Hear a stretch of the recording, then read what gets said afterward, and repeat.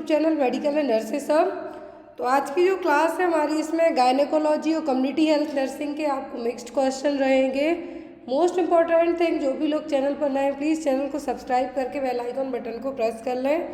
आज है हरियाणा में CHO का पेपर होने वाला है। आई होप आप सभी का पेपर बहुत ही अच्छा जाए।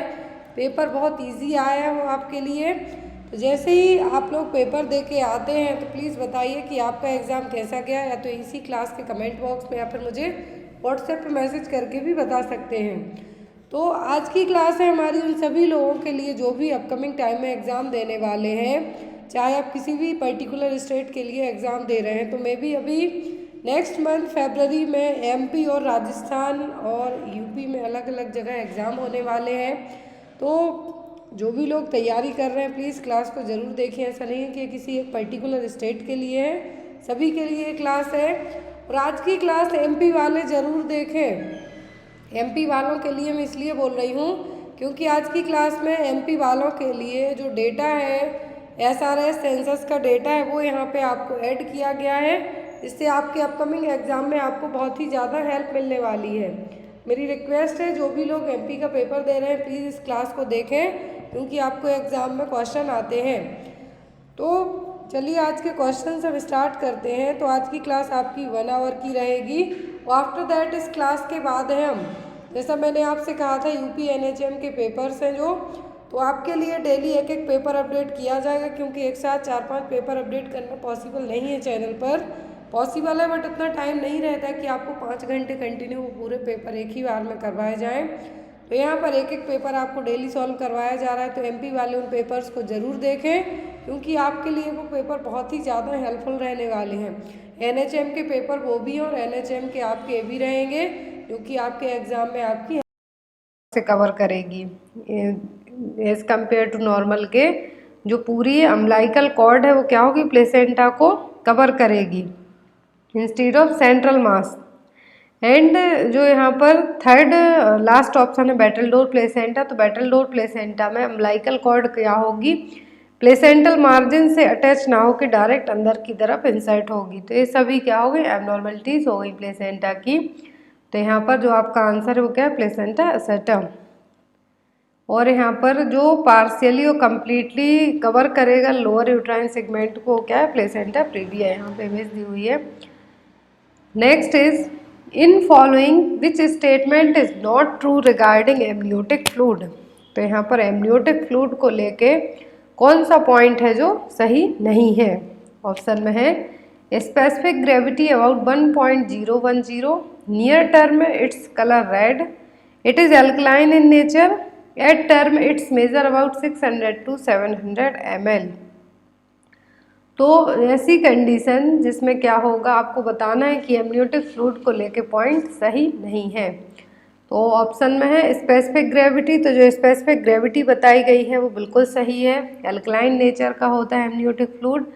और टर्म प्लेसेंटा, टर्म का मतलब है कि जब 37 वीक्स ऑफ जेस्टेशन हो जाते हैं तो उस टाइम पर जो एमनियोटिक फ्लूइड का लेवल होता है वो कितना होता है, 600 से 700 ml। कितना होगा, 600 से 700 ml। तो यहाँ पर जब प्लेसेंटा जो एमनियोटिक फ्लूइड है, तो नॉर्मली एमनियोटिक फ्लूइड का कलर कैसा होता है, कलरलेस होता है, स्ट्रॉ एंड कलरलेस रहता है जनरली। बट यहाँ पर पूछा है कि सही नहीं है, तो वो क्या है, near term its colour is red. तो एमनियोटिक फ्लूइड का कलर है जो लाल और रेड कभी नहीं होता। रेड जब होगा जब कोई हेमरेजिक कंडीशन हुई हो, इंटरनल हेमरेजिक कंडीशन हुई हो, उस केस में एमनियोटिक फ्लूइड का कलर रेड हो सकता है बट नॉर्मली नहीं होगा। तो यहाँ पर आपका आंसर क्या होगा, second, near term its colour is red. यदि ग्रीनिश टाइप से कलर होता है दैट मीन्स क्या है, मेकोनियम स्टैंड प्रेजेंट है। यहाँ पर ये देखिए। और कुछ अलग अलग कंडीशन भी होती हैं कि यहाँ पे पूछा एमनियोटिक फ्लूइड के क्या फीचर स्टेटमेंट नहीं है, तो वो हो गया कि कलर रेड नहीं होता है। बट यदि पूछते हैं कि एमनियोटिक फ्लूइड कितना होना चाहिए, तो ये नॉर्मल है। एबनॉर्मलिटी कब कंसीडर की जाएगी, तो नॉर्मली 600 से 700 ml कंसीडर किया गया है। बट यदि यही amniotic fluid less than 5 centimetre, और जो यहाँ पे एमनियोटिक फ्लूइड इंडेक्स चेक किया जाता है, AFI जो चेक किया जाता है, तो एमनियोटिक फ्लूइड इंडेक्स है जो यदि लेस देन 5 सेंटीमीटर होता है या फिर डीपेस्ट वर्टिकल पूल होता है वो लेस देन 2 सेंटीमीटर हो जाए, तब एक कंडीशन किस में आएगी, ओलिगोहाइड्रोमनियास में, मतलब कि एमनियोटिक फ्लूइड कम है। पॉलीहाइड्रोमनियास में क्या आएगा कि जो AFI लेवल है वो कितना हो जाए, 2000 ml से भी ज़्यादा यदि एमनियोटिक फ्लूइड हो जाता है, जो amniotic fluid index more than 25 centimetre हो जाता है, तब एक कंडीशन क्या कहलाएगी, पॉलीहाइड्रोमनिया। सो जो डीपेस्ट वर्टिकल पूल है कितना हो जाएगा, मोर देन 8 सेंटीमीटर। तो जो नॉर्मली 5 तक होना चाहिए, बट यदि इनकेस से क्या होता है, डिस्टर्ब होता है, तो ओलिगोहाइड्रोमनियास की कंडीशन होगी जब कम होगा, और ज़्यादा है तो पॉलीहाइड्रोमनियास।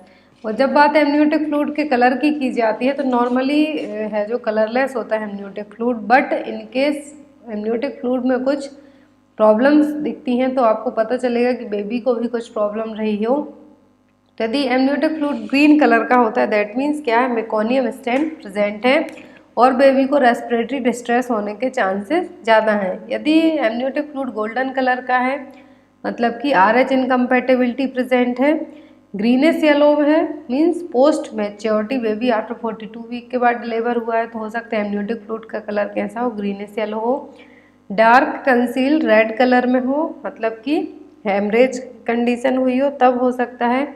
डार्क ब्राउन हो या फिर टोबैको जूस टाइप का हो तो इंट्रायूट्राइन डेथ, फीटस की जो बेबी की डेथ है वो यूट्रस में ही हो गई है, तो वो IUD की कंडीशन का बेबी होगा। तो यहाँ पे एमनियोटिक फ्लूइड के कलर को लेके क्वेश्चन जनरली एग्जाम में आता है, बट इनकेस आपको एग्जाम में इस तरीके से क्वेश्चन आता है तो आपको पता होना चाहिए। Next is the major chemical compound found in human kidney stone is. तो जो ह्यूमन किडनी स्टोन की कंडीशन होती है, किडनी स्टोन जिसको हम कहते हैं, तो कौन सा कंपाउंड है जो मेजरली पाया जाता है। तो किडनी स्टोन यदि होता है तो किडनी स्टोन में कौन सा है जो सबसे ज़्यादा पाया जाने वाला केमिकल कंपाउंड हो सकता है। ऑप्शन में है calcium sulphate, urea, calcium carbonate या फिर कैल्शियम ऑक्सलेट। तो जो रीनल स्टोन या फिर किडनी स्टोन को क्या कहा जाता है, यूरोलिथियासिस कह सकते हैं हम, रीनल कैल्कुलाई कह सकते हैं या फिर नेफ्रोलिथियासिस। तो यहाँ पर जो ह्यूमन किडनी स्टोन है तो सबसे ज़्यादा क्या केमिकल कंपोनेंट होता है, तो होता है कैल्शियम ऑक्सलेट। क्या होता है, कैल्शियम ऑक्सलेट। यहाँ पे अलग अलग 5 टाइप के रीनल स्टोन होते हैं, या फिर यूरोलिथियासिस या फिर नेफ्रोलिथियासिस। तो इसमें सबसे ज़्यादा है जो कैल्शियम ऑक्सलेट स्टोन का फॉर्मेशन होता है। कभी कभी डॉक्टर क्या करते हैं कि कुछ मेडिसिन के थ्रू भी जो calcium oxalate stone form up हुए हैं या फिर कैल्शियम फॉस्फेट स्टोन हुए हैं उनको बाहर निकाल देते हैं, बॉडी से फ्लश्ड आउट करवा देते हैं। बट कभी कभी क्या होता है, यदि स्टोन बड़े हैं तो उस केस में सर्जरी करके इनको रिमूव किया जाता है। तो सबसे ज़्यादा रीनल स्टोन होते हैं 59% वो कैल्शियम ऑक्सलेट के डिपॉजिट होने के कारण होते हैं। एंड देन आता है calcium phosphate stone, third one is uric acid stone, fourth is struvite और इन्फेक्शियस स्टोन, किसी इन्फेक्शन के कारण हुए हो। लास्ट आता है सिस्टीन एंड अदर स्टोन।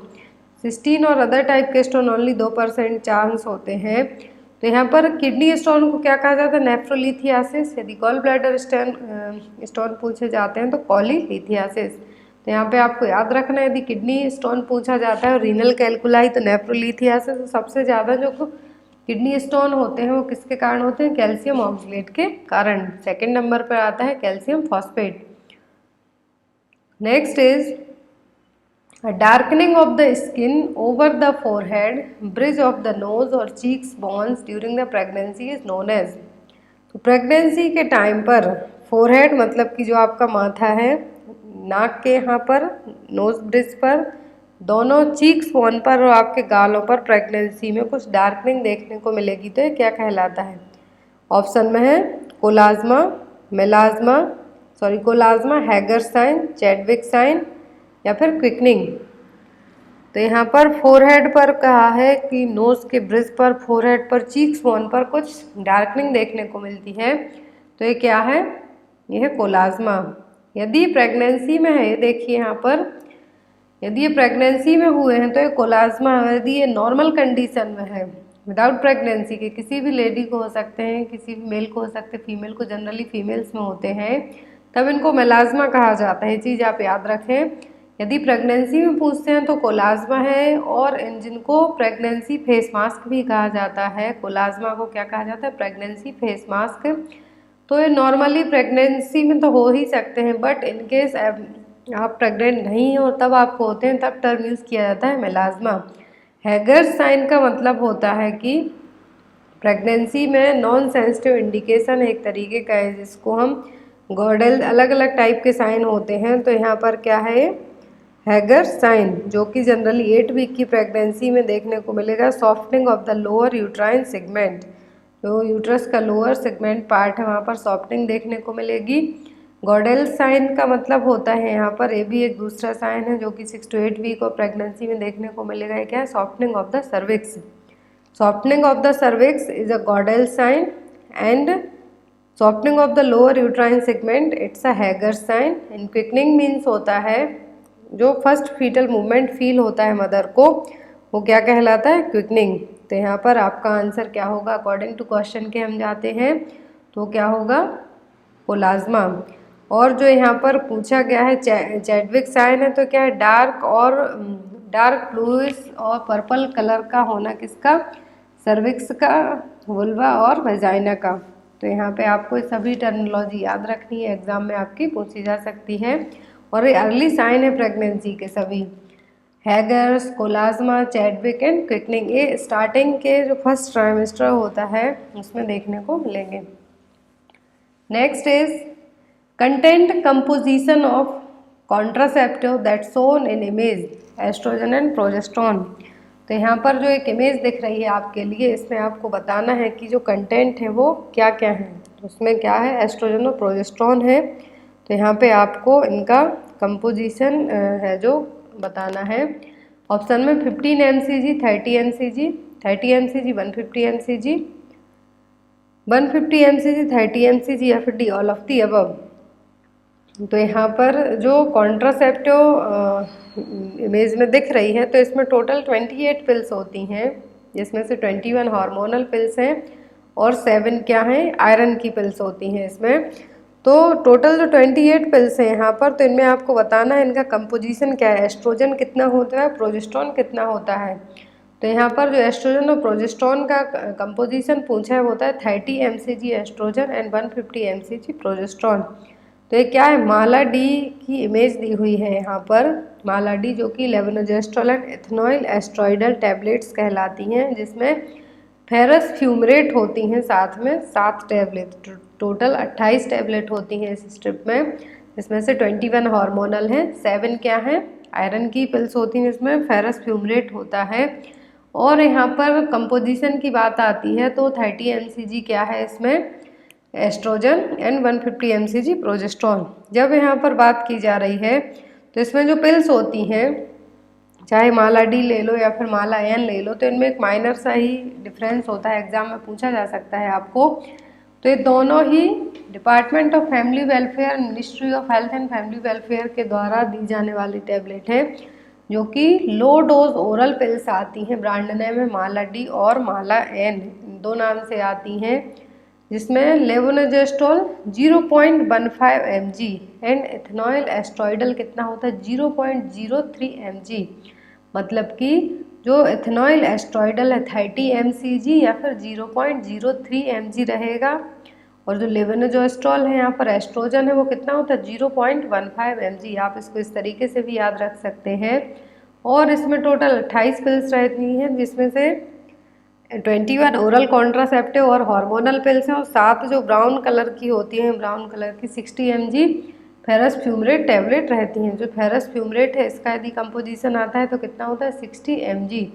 और ये दोनों अवेलेबल रहती हैं, बट जो माला एन है ये फ्री ऑफ कॉस्ट रहती है as compare to Mala D के। माला डी के है जो 3 रुपीज़ पर पैकेट के हिसाब से आपको पे करना पड़ेगा, बट माला एन क्या है, फ्री सप्लाई होती है इनकी PSC urban family welfare centre में। और ये कब स्टार्ट की जाती हैं, तो मेंस्ट्रुएशन के 5th डे से इनको स्टार्ट किया जाता है, एग्जाम में आपको आता है। ओरल कॉन्ट्रासेप्टिव पिल्स होती हैं, इनको कब स्टार्ट किया जाना चाहिए, 5th day of your menstrual period. And यदि इनकेस आपको आता है कि माला डी दी जाती है और माला एन दिया जाता है, इसका एक बेसिक सा डिफरेंस पूछते हैं। तो आपको याद रखना है कि जो माला डी है इनकी सप्लाई क्या होती है, इनके लिए चार्जेस पे करना पड़ सकता है 3 रुपीज़ पर पैकेट, बट जो माला एन है क्या है, फ्री ऑफ कॉस्ट रहती हैं। सेम कंपोजिशन रहता है, इनका केमिकल कंपोनेंट सेम होता है। 5th day of menstrual cycle से इनको स्टार्ट करना चाहिए। टोटल 28 टैबलेट होती है, इसमें से 21 क्या हैं, हार्मोनल पिल्स हैं, और बाकी रिमेनिंग 7 हैं जो क्या हैं, फेरस फ्यूमरेट की आयरन टैबलेट हैं।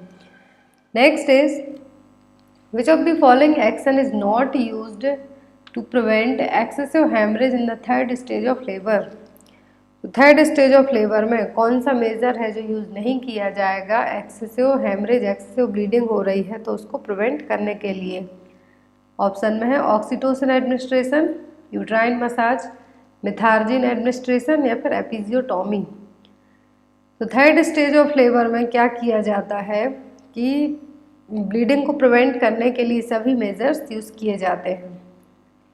तो कौन सा मेजर है जो यूज़ नहीं किया जाएगा, तो वो होगा एपिजियोटॉमी, क्योंकि एपिजियोटॉमी सेकंड स्टेज में परफॉर्म किया जाएगा जब बेबी का हेड क्या हो रहा हो, क्राउनिंग हो गई हो कम्प्लीटली, बेबी का हेड फंस रहा हो, तो उस टाइम पे एपिजियोटॉमी परफॉर्म की जाएगी। वेजाइना और एनल एरिया के बीच में कट लगाया जाएगा जिससे बेबी के हेड को इजीली बाहर निकाला जा सके। बट यहाँ पे पूछा गया है कि 3rd स्टेज ऑफ लेबर में क्या नहीं किया जाएगा जिससे ब्लीडिंग को प्रिवेंट कर सकें, तो वो है एपिजियोटॉमी। ऑक्सीटोसिन एडमिनिस्ट्रेशन किया जाएगा, यूट्राइन मसाज दी जाएगी, मिथार्जिन दिया जाएगा, एपिजियोटॉमी नहीं की जाएगी। तो यहाँ पर टोटल 4 स्टेज होती हैं लेबर की। 1st स्टेज ऑफ लेबर में क्या होता है, सर्वाइकल डायलिटेशन होता है। 2nd स्टेज में फुल सर्विक्स डायलेट से लेके बेबी एक्सपेल्ड आउट होता है। 3rd स्टेज में बेबी एक्सपेल्ड आउट होने से लेकर प्लेसेंटा एक्सपेल्ड आउट होने तक की स्टेज क्या है, 3rd स्टेज ऑफ लेबर है। तो प्लेसेंटा एक्सपेल्ड आउट होगा तो उसी टाइम पर ब्लीडिंग होने के चांसेस भी ज़्यादा होते हैं, तो उस टाइम पे एपिजियोटॉमी नहीं की जाएगी, जबकि ऑक्सीटोसिन दिया जाएगा, यूट्राइन मसाज दी जाएगी, मैनुअल यूट्राइन मसाज दी जाएगी, और यहाँ पर मिथार्जिन एडमिनिस्ट्रेशन भी किया जाएगा। 4th स्टेज होती है ऑब्जर्वेशन वाली स्टेज, जिसमें आफ्टर प्लेसेंटा एक्सपेल्ड आउट होने के बाद मदर और बेबी दोनों को ऑब्जर्व किया जाता है। तो यहाँ पर आपका आंसर क्या होगा, D, episiotomy. Next is in case of multiple delivery which action is not appropriate after the birth of the first baby. तो यहाँ पर क्वेश्चन है कि मल्टीपल डिलीवरी में कौन सा एक्शन है जो ठीक नहीं होगा एक बच्चे के जन्म के बाद। ऑप्शन में methergine administration, cord clamping, oxytocin administration या फिर एपिजियोटॉमी। तो यहाँ पर कौन सा एक्शन अप्रोप्रिएट नहीं है ये पूछा गया है। मल्टीपल डिलीवरी है, ऐसा नहीं है कि सिंगल डिलीवरी है, एक बेबी डिलीवर हो चुका है, अभी दूसरा होना है। यदि मल्टीपल डिलीवरी है तो सिंगल होता तब बात अलग थी, बट मल्टीपल है तो आपको अलग ऑप्शन चूज़ करना होगा। तो यहाँ पर है methergine administration, cord clamping, oxytocin administration या फिर एपिजियोटॉमी। तो सभी चीज़ें की जाएंगी, मिथार्जिन एडमिनिस्ट्रेशन नहीं किया जाएगा। क्यों नहीं किया जाएगा, क्योंकि अभी एक ही बेबी डिलीवर हुआ है, हो सकता है एक बेबी और हो या फिर 1 से 2 हो, तो यहाँ पर मल्टीपल डिलीवरी कहा गया है। तो ऐसे केस में मिथार्जिन एडमिनिस्ट्रेशन करके हम पीपीएच को है जो ब्लीडिंग है उसको नहीं रोक सकते, क्योंकि अभी सेकेंड बेबी डिलीवर होगा, प्लेसेंटा डिलीवर होगा, तो ऐसे केस में हमें मिथार्जिन को एडमिनिस्टर नहीं करना है। बाकी हम ऑक्सीटोसिन देंगे, तो फर्स्ट बेबी डिलीवर हुआ है उसकी कॉर्ड क्लैंप करेंगे, एपिजियोटॉमी भी की जाएगी 2nd स्टेज ऑफ लेबर में, बट जो नहीं किया जाएगा वो क्या होगा, methergine administration. Next is in appendicitis pain is located in which quadrant of the abdomen. तो अपेंडिसाइटिस में जो पेन होगा, एब्डोमिनल पेन होगा, तो किस क्वाड्रेंट में पेन होगा। ऑप्शन में left lower quadrant, left upper quadrant, right lower quadrant या फिर राइट अपर क्वाड्रेंट। तो जो पेन होगा, एब्डोमिनल पेन होगा, मैकबर्नीज पॉइंट जो पेन कहा जाता है अपेंडिसाइटिस में, तो ये कहाँ पर होगा, ये होगा राइट लोअर क्वाड्रेंट में। यहाँ पे देखिए right upper quadrant, right lower quadrant, left upper quadrant या फिर लेफ्ट लोअर क्वाड्रेंट। तो जो पेन होगा जनरली अपेंडिसाइटिस में कहाँ पर होगा, राइट लोअर क्वाड्रेंट में। और जो कॉन्स्टिपेशन का पेन है, पेल्विक पेन है और इंग्वाइनल हर्निया का पेन है, ये सभी किस साइड होंगे? राइट लोअर क्वाड्रेंट में।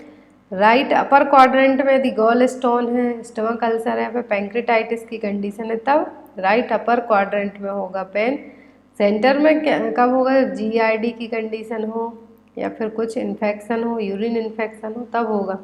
लेफ्ट में स्टमक अल्सर है, यदि बाइलरी कोलिक है, किडनी स्टोन है या फिर पेल्विक पेन है, तो एक इसमें आएंगे लेफ्ट लोअर क्वाड्रेंट में। बट इनके हिसाब से अपेंडिसाइटिस का पेन पूछा जाता है, तो ये कहाँ पर होता है? राइट लोअर क्वाड्रेंट में। Next is transfer of frustration due to not meeting goal to another person और weaker subject is known as. अपना फ्रस्ट्रेशन किसी और पर निकालना, क्यों? क्योंकि आपको अपना गोल अचीव नहीं हुआ है किसी दूसरे पर्सन के कारण, तो ये क्या कहलाएगा? ऑप्शन में डिस्प्लेसमेंट, प्रोजेक्शन, रेशनलाइजेशन या फिर रिग्रेशन। तो यदि आप अपना फ्रस्ट्रेशन किसी और पर निकालते हैं, क्यों? क्योंकि आपको अपना वो गोल अचीव नहीं हुआ है, वो किसी दूसरे को मिल गया है, तो ये क्या कहलाएगा? कहलाएगा डिस्प्लेसमेंट। आपकी जगह किसी और को मिल गया है, तो आप अपना फ्रस्ट्रेशन निकाल रहे हैं, तो ये क्या कहलाएगा? डिस्प्लेसमेंट। रिग्रेशन का मतलब होता है कि आपको किसी भी चीज़ का रिग्रेट होना, और यहाँ पर प्रोजेक्शन का मतलब होता है कि किसी दूसरे पे अपनी गलती को थोपना। Next is laryngeal airway location. तो लेरेंजियल एयरवे की लोकेशन क्या है? ऑप्शन में ग्लोसाइटिस, सुप्राग्लोटिक रीजन, इनफॉर्मेलाइटिस या फिर एंडोट्रैकियल रीजन। तो लेरेंजियल एयरवे की लोकेशन होती है सुप्राग्लोटिक रीजन। यहाँ पे देखिए, लेरेंजियल एयरवे या फिर वोकल कॉर्ड या फिर साउंड बॉक्स, तो ये कहाँ पर होता है? तो ये होता है सुप्राग्लोटिक रीजन में। Next is gaseous anaesthetic is. तो इनमें से गैसियस एनेस्थीसिया कौन सा है? ऑप्शन में पेंटोथेल, कीटामाइन, प्रोपोफॉल या फिर आइसोफ्लोरिन। तो gaseous as an gaseous anesthetic के तौर पर काम करेगा, वो होगा आइसोफ्लोरिन। जनरली जो है नाइट्रस ऑक्साइड और कुछ वॉलेटाइल फ्लोरिनेटेड लिक्विड होते हैं, जिनको गैसियस एनेस्थेटिक के तौर पर यूज़ किया जाता है, जो कि सिंगल डोज के तौर पर यूज़ किए जाते हैं। बट यहाँ पर मोस्टली यूज़ किया नाइट्रस ऑक्साइड, उसके बाद आता है आइसोफ्लोरिन, डेस्फ्लोरिन या फिर सेवोफ्लोरिन। तो एक स्पेसिफिक वेपोराइजर के तौर पर ही यूज़ किए जाते हैं, तो यहाँ पर आपका आंसर क्या होगा? Isoflurane. Next is which of the following drug is use together with other anaesthetic agent. तो इनमें से कौन सी मेडिसिन है जिसको किसी दूसरी मेडिसिन के साथ एज एन एनेस्थेटिक के तौर पर यूज़ किया जाएगा? ऑप्शन में फेंटानाइल, एट्रोपिन, फिनोबार्बिटॉन या फिर फेनिटॉइन। दैट मीन्स कि ये मेडिसिन है, सिंगल अकेले यूज नहीं की जाती, इसको किसी दूसरी मेडिसिन के साथ यूज़ किया जाता है और एज एन एनेस्थेटिक एजेंट के तौर पे यूज़ किया जाएगा, तो क्या होगा? फेंटानाइल। फेंटानाइल क्या है? एक पावरफुल ओपियोइड्स है, जो कि पेन मेडिकेशन के तौर पर किसी दूसरी मेडिसिन के साथ मिलके as an anesthesia anesthetic agent का काम करेगी। तो इसका यूज़ एक रिक्रेशनल ड्रग के तौर पर भी किया जाता है, जिसको हीरोइन, मेथाम्फेटामाइन या फिर कोकीन अदर के साथ किया जाता है, जो कि अदर मेडिसिन का क्या करेगी? इफेक्ट कम करती है। तो आपको इतना याद नहीं रखना है, आपको यही याद रखना है कि जो फेंटानाइल है एक पावरफुल ओपियोइड्स, इसका यूज़ किसी अदर मेडिसिन के साथ मिला के एज एन एनेस्थीसिया के तौर पर इसको यूज़ किया जाता है। Next is lactation acts as natural contraceptive for lactating mother how many days. तो लैक्टेशनल एमनोरिया मेथड आपने पढ़ा होगा, तो ये सेम है कि लैक्टेशन है, जो ब्रेस्ट फीडिंग है, कंप्लीट ब्रेस्ट फीडिंग होती है, एक्सक्लूसिव ब्रेस्ट फीडिंग होती है, तो मदर में कितने दिनों तक के लिए एज ए नेचुरल कॉन्ट्रासेप्टिव का काम करेगी? ऑप्शन में 42 डेज, 60 डेज, 75 डेज या फिर 90 डेज। तो यहाँ पर एज एन कॉन्ट्रासेप्टिव का काम यदि लैक्टेशनल एमनोरिया मेथड है यूज़ की जाती है, तो बेबी यदि 90 डेज तक, एटलीस्ट 90 दिनों तक ये क्या करेगी? एज एन नेचुरल कॉन्ट्रासेप्टिव के तौर पर काम करेगी। बट इसकी जो एफिकेसी है वो 100% श्योरिटी है जो नहीं कह सकते हैं, क्योंकि जब मेनली कुछ ऐसी मेथड हैं जिनको हम कंसीडर कर सकते हैं कि 95% श्योरिटी के साथ रहेंगी, as in most important contraceptive के तौर पे काम करेंगी। बट लैक्टेशनल एमनोरिया मेथड को हम कंप्लीट और क्या कह सकते हैं, सेफ कॉन्ट्रासेप्टिव नहीं कह सकते हैं। तो यहाँ पर आपका आंसर क्या होगा, 90 दिनों तक के लिए जो लैक्टेशन है एज इन कॉन्ट्रासेप्टिव का काम करेगा। Next is loss of muscle coordination result from damage to. Muscle coordination किसके कारण बिगड़ेगा, किसके डैमेज होने के कारण बिगड़ेगा? ऑप्शन में है हाइपोथैलेमस, सेरिब्रम, मिड ब्रेन या फिर सेरिबेलम। तो मसल कोऑर्डिनेशन किसके डैमेज होने के कारण होगा? सेरिबेलम के कारण, क्योंकि मसल कोऑर्डिनेशन बॉडी का मूवमेंट कौन कंट्रोल करता है? Cerebellum. Next is a weak portion of an arterial wall में bulge out formatting a sac which is known as. तो आर्टेरियल वॉल का कुछ वीक सेक्शन है, जो कमजोर पोर्शन है, वो क्या होता है? बल्ज आउट होता है और जिसके कारण एक सैक बनता है। तो ये क्या कहलाएगा? ऑप्शन में एथेरोस्क्लेरोसिस, एन्यूरिज्म, एनास्टोमोसिस या फिर आर्टेरियोस्क्लेरोसिस। तो यहाँ पर कुछ जो आर्टरी है जिनका वीक सेक्शन क्या होता है? बल्ज हो जाएगा किसी दूसरे ऑर्गन के यहाँ पर और उसके कारण एक सैक का फॉर्मेशन होगा। तो ये क्या कहलाएगा? एन्यूरिज्म। ये देखिए यहाँ पर जो नॉर्मल आर्टरी है इस तरीके से होंगी, बट एथेरोस्क्लेरोसिस यदि पूछा जाता है तो इसमें फैट का डिपोजिशन, लिपिड का डिपोजिशन होगा, तो आर्टरी नैरो होगी, हार्ड हो जाएगी। और एन्यूरिज्म में क्या होगा कि जो वीक सेक्शन है आर्टरी का, या किसी दूसरे ऑर्गन के यहाँ पे बल्ज होगा, जिसके कारण बल्जिंग हो रही है, इसके कारण एक सैक का फॉर्मेशन होता है। और जो एनास्टोमोसिस है, इसका मतलब है कि किसी दो ट्यूबुलर ऑर्गन को किसी सर्जरी के द्वारा क्या करना? जोड़ना, अटैच करना। तो क्या है? Anastomosis. Generally artery, veins, intestine को जोड़ने के लिए यूज़ की जाती हैं। Next is from which part of brain cerebrospinal fluid is secreted. तो ब्रेन का कौन सा हिस्सा है जो सीएसएफ का सीक्रेशन करता है? ऑप्शन में choroid plexus of the brain, Venus sinus of the brain, सब आर्कनोइड स्पेस या फिर नन ऑफ द अबव। जो ब्रेन का जो हिस्सा है सीएसएफ सेरिब्रोस्पाइनल फ्लूइड को सीक्रेट करता है, वो क्या है? Choroid plexus of the brain. और जब यदि सीएसएफ लेवल ज़्यादा हो जाता है बॉडी में हमारी, तब आईसीपी बढ़ने लगता है, इंट्राक्रैनियल प्रेशर बढ़ता है, और जनरली हाइड्रोसेफेलस की कंडीशन में ही सीएसएफ का लेवल बढ़ता है, तो उसको वीपी सेंटिंग के द्वारा बॉडी से उस फ्लूइड को बाहर निकाला जाता है। छोटी छोटी टर्मिनोलॉजी आप याद रखें, एग्जाम में आपको आ सकती हैं। और यहाँ पर जो सेरिब्रोस्पाइनल फ्लूइड है, इसको सीक्रेट कौन करता है? Choroid plexus of the brain. Next is aerobic respiration is performed by. Aerobic respiration कौन परफॉर्म करेगा? ऑप्शन में ग्लाइसोसोम्स, राइबोसोम्स, लाइसोसोम्स या फिर माइटोकॉन्ड्रिया। तो एरोबिक रेस्पिरेशन में ऑक्सीजन की ज़रूरत पड़ती है और इसका परफॉर्म कहाँ पे होता है, कौन करता है? माइटोकॉन्ड्रिया। ये देखिए 2 टाइप की जो रेस्पिरेटरी प्रोसेस होती है, एरोबिक और एनारोबिक। तो एनारोबिक में क्या होगा, जो लैक्टिक एसिड वाले एनिमल्स हैं, ईस्ट होती हैं, वो करती हैं ये वाली एनारोबिक। और एरोबिक जितने भी लाइव ऑर्गन हैं, जीव जंतु हैं, जिसमें CO2 बाहर निकाली जाती है और H2O, तो ये किस में आएंगे? एरोबिक में। और एक कौन कौन करता है? साइटोप्लाज्म और माइटोकॉन्ड्रियन।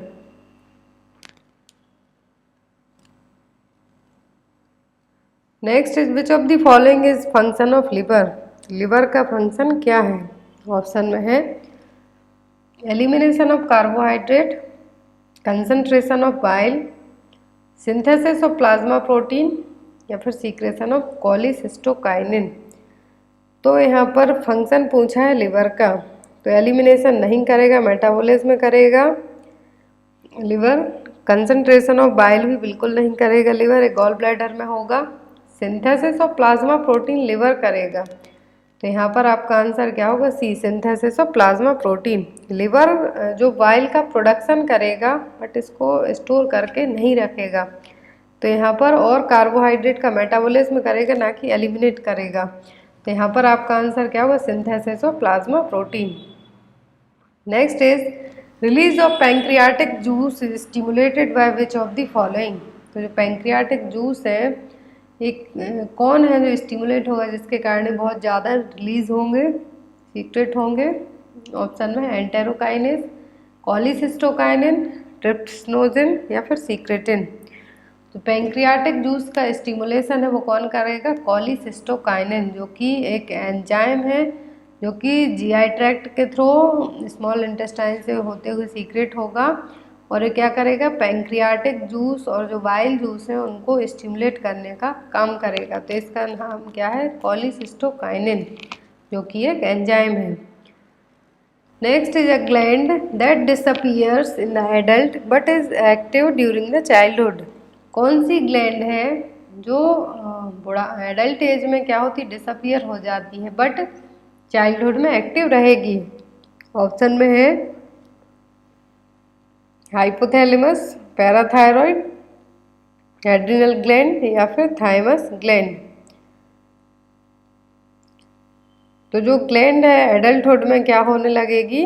धीरे धीरे डिसअपीयर होने लगेगी, लुप्त होने लगेगी, बट चाइल्डहुड में क्या रहेगी? एक्टिव रहेगी। तो ये ग्लैंड है थाइमस ग्लैंड। क्या है? Thymus gland. थाइमस ग्लैंड है जो एक प्राइमरी लिम्फोइड ऑर्गन है जो कि इम्यून सिस्टम के लिए बहुत ही ज़्यादा अच्छे तरीके से काम करता है। तो यहाँ पर जो थाइमस ग्लैंड है कहाँ पर प्रेजेंट रहती है? थायराइड ग्लैंड के पास में ये थाइमस ग्लैंड प्रेजेंट रहती है। बट जो यहाँ पर जो थाइमस ग्लैंड है इसका काम क्या होता है कि जो टी सेल्स के डेवलपमेंट और उनके फंक्शनल में हेल्प करना, जो यहाँ पर एक्टिव रहेगी चाइल्डहुड में तभी आपकी इम्यूनिटी के लिए हेल्पफुल रहेगी। तो एक इम्यूनिटी के लिए बहुत ही अच्छा ऑर्गन है। तो ये एडल्ट में जैसे जैसे एज बढ़ती जाएगी विलुप्त होती जाएगी, आपकी बॉडी में डिसअपियर होती जाएगी, बट चाइल्डहुड में प्रेजेंट रहेगी, एक्टिव रहेगी। Next is the only gland of body with both exocrine and endocrine property. तो कौन सी ग्लैंड है जो एंडोक्राइन और एक्सोक्राइन दोनों का काम करेगी? ऑप्शन में लिवर, हाइपोफेजियल एक्सिस, ओवरी या फिर पैंक्रियास। तो जो ग्रंथि है एंडोक्राइन और एक्सोक्राइन दोनों का काम करेगी वो क्या होगी? पैंक्रियास। तो यहाँ पर आपका आंसर क्या होगा? D. Next is the difference between systolic and diastolic pressure is known as. तो सिस्टोलिक ब्लड प्रेशर और डायस्टोलिक ब्लड प्रेशर के बीच का जो डिफरेंस है क्या कहलाएगा? ऑप्शन में blood pressure, pulse pressure, apical pressure या लेटरल प्रेशर। तो सिस्टोलिक और डायस्टोलिक के बीच का जो डिफरेंस है कहलाता है पल्स प्रेशर। इसको कैसे कैलकुलेट करेंगे? पल्स प्रेशर को सिस्टोलिक ब्लड प्रेशर में से डायस्टोलिक ब्लड प्रेशर को आप घटा देंगे, माइनस कर देंगे, तो पल्स प्रेशर है जो निकल आएगा। बहुत ईजी है, एग्जाम में आपको हो सकता है सिस्टोलिक बीपी दे दें, डायस्टोलिक दे दें और कहें कि पल्स प्रेशर निकालो, या फिर पल्स प्रेशर और एसबीपी दे दें तो आपसे कहें कि डायस्टोलिक ब्लड प्रेशर कैलकुलेट कीजिए। तो यहाँ पे आपको ये फॉर्मूला यूज़ करके आप निकाल सकते हैं कि पल्स प्रेशर कैसे निकलेगा। सिस्टोलिक ब्लड प्रेशर में से डायस्टोलिक ब्लड प्रेशर को माइनस करना है, या फिर डिफरेंस है सिस्टोलिक बीपी और डायस्टोलिक बीपी के बीच का पल्स प्रेशर। नेक्स्ट इज यहाँ पर एक इमेज कुछ टेबल टाइप से दी हुई है, तो आपको इनके लिए मैच करना है। Match the list first and list second and select the correct answer from the code given below.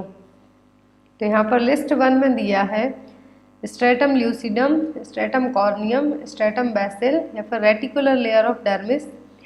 तो यहाँ पे टिश्यू दिए हुए हैं कि कौन सा टिश्यू कहाँ पे प्रेजेंट होता है। लिस्ट सेकंड में दिया है कि region involved in rapid cell division, deep region of the dermis, layer of the dead cells, translucent cells containing the creatine.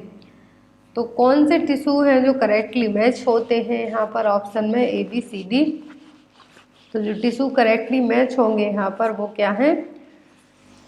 ए का मैच किससे होगा? 4th से, मतलब कि स्ट्रेटम ल्यूसिडम कहाँ पर है? Translucent cells containing the keratin.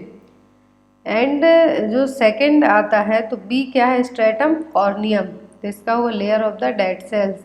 Third is stratum basale, तो इसका होगा region involved in rapid cell division. Last is the 4th reticular layer of dermis का क्या होगा? Deep region of the dermis. तो यहाँ पर सभी को मैच करना है, तो आंसर क्या होगा यहाँ पर? सी। जरूरी नहीं इसी टाइप से हो सकता आपको बॉडी के अलग अलग जगह के टिश्यू दिए जाएं और लोकेशन पूछी जाए कि ये टिश्यू कहाँ पर पाए जाते हैं, तो इस टाइप से भी क्वेश्चन आपको आ सकता है। Next epidemic dropsy is due to. Epidemic dropsy किसके कारण होगी? ऑप्शन में है सैंगुइनस, BOAA, ड्रग इंड्यूस्ड या फिर अर्गोट।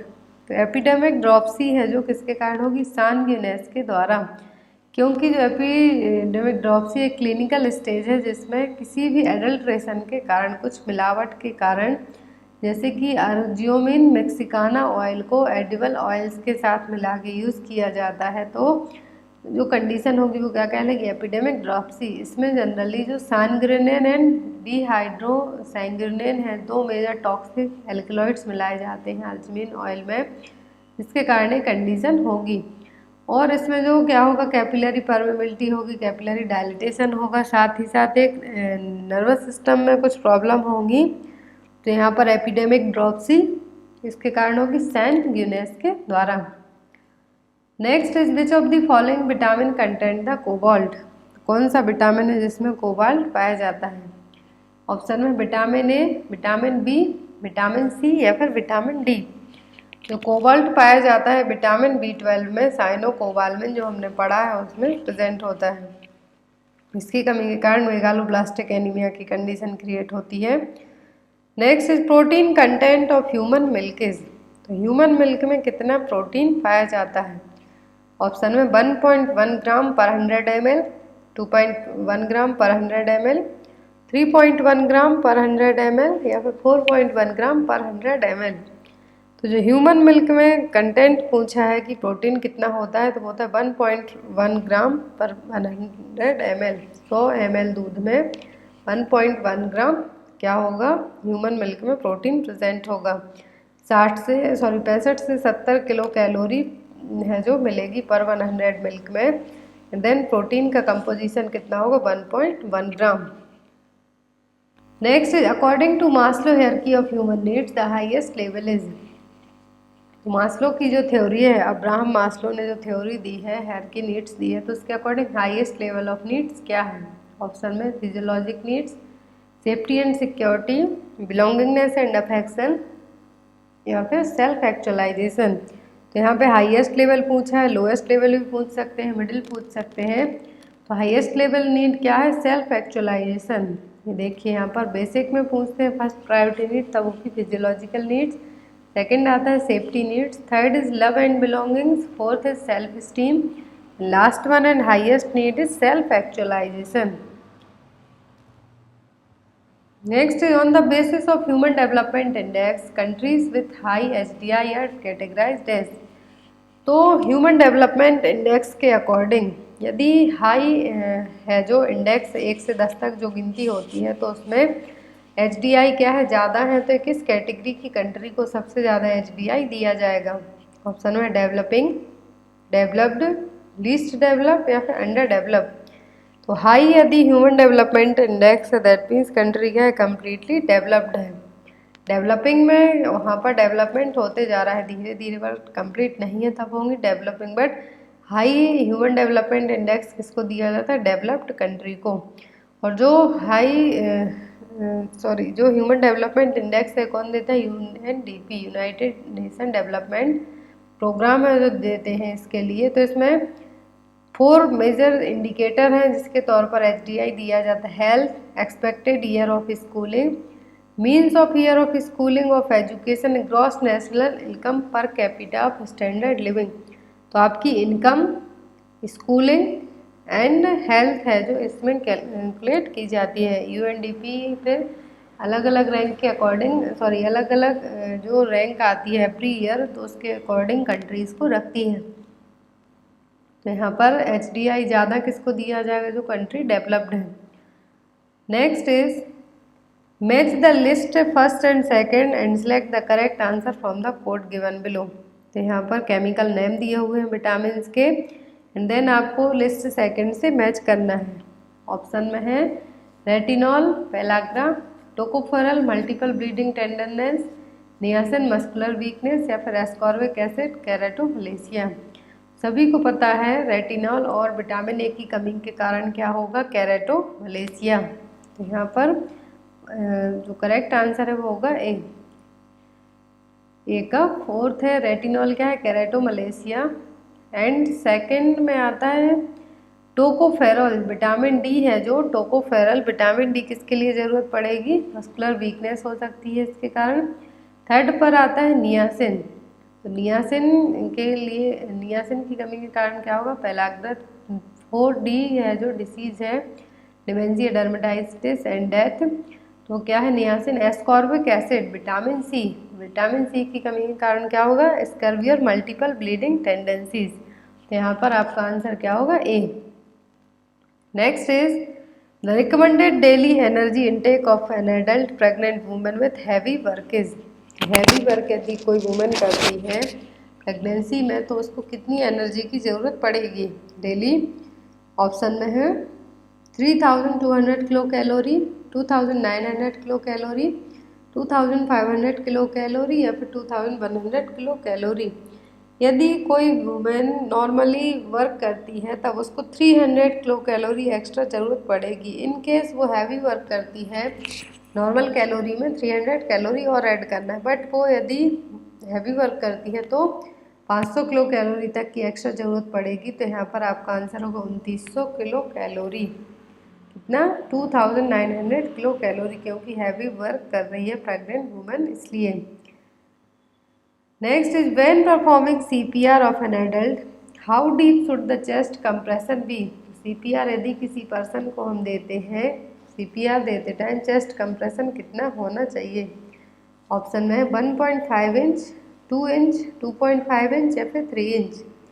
तो CPR दे रहे हैं जब हम, तो उस टाइम पर जो कंप्रेशन देना है हमें चेस्ट कंप्रेशन, तो जो डेप्थ होती है या हम हाथ से कंप्रेशन देते हैं तो वो 2 इंच से ज़्यादा नहीं होना चाहिए, 5 सेंटीमीटर से ज़्यादा नहीं होना चाहिए। इसमें रिप्स है जो फ्रैक्चर होने के चांसेस ज़्यादा हो जाएंगे।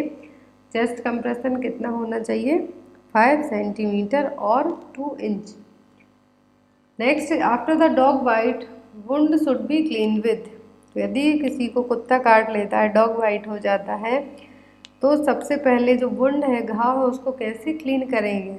ऑप्शन में hydrogen peroxide, tincture iodine, soap and water या फिर क्लोरीहेक्सिडिन। तो यदि किसी को डॉग बाइट की सिचुएशन होती है, किसी को कुत्ता काट लेता है, डॉग काट लेता है, बाइट कर देता है, तो सबसे पहले आपको वुंड को पानी के नीचे कंटिन्यू टैप ऑन करके वहाँ पर आपको सोप एंड वाटर से क्लीन करना होगा। देन आफ्टर कंटिन्यूसली क्लीन करने के बाद आपको यदि ब्लीडिंग होती है तो उसको कवर करके रखना होगा। तो यहाँ पर फिर अलग अलग कैटेगरी डिवाइड हो जाती हैं। तो किससे क्लीन करना है हमें, सोप एंड वाटर से।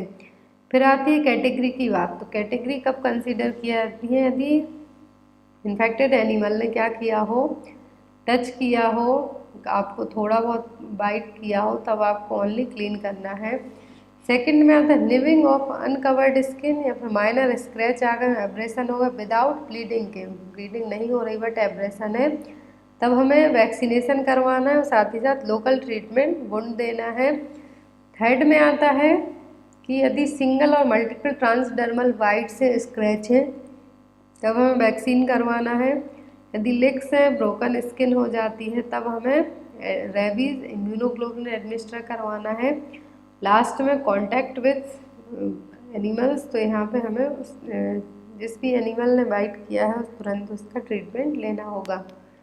यहाँ पर आपका आंसर है जो कैटेगरी वाइज आपको एग्जाम में पूछ सकते हैं, तो आप इनको याद रखें। Next, which would you do when caring for epidemic seizure victim. यदि किसी को सीजर्स आते हैं तो आप उसको कैसे ट्रीट करेंगे। ऑप्शन में है remove nearby object that might cause the injury, place a small object such as a rolled up piece of cloth between the victim's teeth, try to bold the person still या फिर all of the above. यदि किसी को seizures आ रहे हैं, fits आते हैं, तो उस टाइम पे हमें क्या करना है, जो आसपास उसके शार्प आइटम्स हैं उनको दूर करना है ताकि इंजरी ना हो सके।